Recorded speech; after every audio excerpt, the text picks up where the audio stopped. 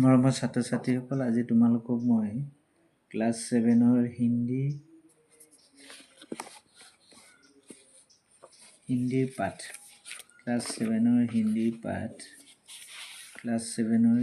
পাঠ আৰু পাঠটো হৈছে 10 নম্বৰ পাঠ আৰু পাঠটিত আছে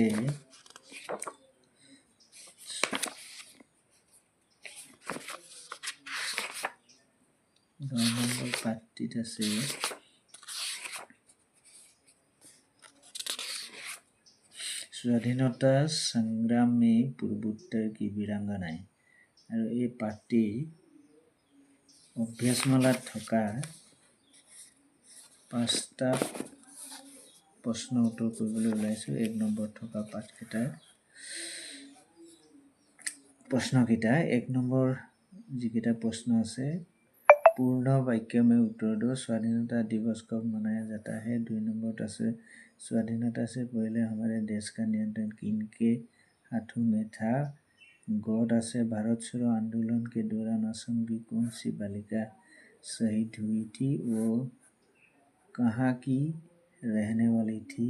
घट আছে स्वाधीनता आंदोलन का नेतृत्व किसने किया था? আৰু ngত আছে हेलेन लेप्चा किस नाम से जानी जाती है। আৰু এই 5টা প্ৰশ্নটো আজি তোমালোকক কৰিয়া নেক্সট ভিডিঅ'ত মই পৰৱৰ্তী সময়ত ইয়াৰ পিছৰ প্ৰশ্নবিলাকৰ উত্তৰ কৰিবলৈ চেষ্টা কৰিম। 1 নম্বৰ ক উত্তৰটো হ'ব स्वाधीनता दिवस 15 अगस्त को मनाया जाता है। 1 নম্বৰ কৰ উত্তৰ। আৰু খ নম্বৰ প্ৰশ্নটোৰ उत्तर स्वाधीनता से पहले हमारे देश अंग्रेजों के नियंत्रण में था। और गौटुत আছে भारत छोड़ो प्रश्नটোৰ उत्तर হ'ব भारत छोड़ो आंदोलन के दौरान असम की बालिका कनकलता जी की शहीद हुई थी। वो तेजपुर जिले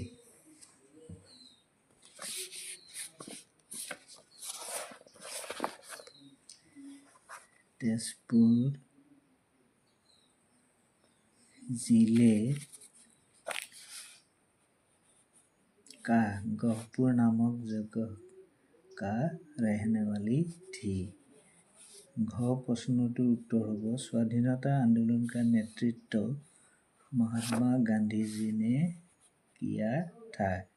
हेलेन और मौत আছে हेलेन लेप्चा सावित्री देवी नाम से जानी जाती थी। सावित्री देवी नाम से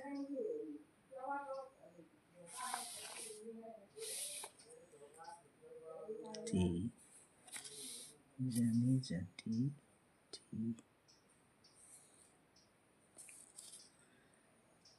তো আজি ভিডিঅ'টো ইমানেই আছিলে।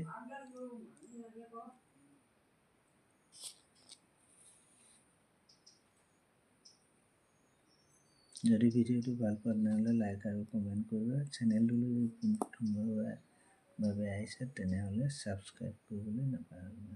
ধন্যবাদ।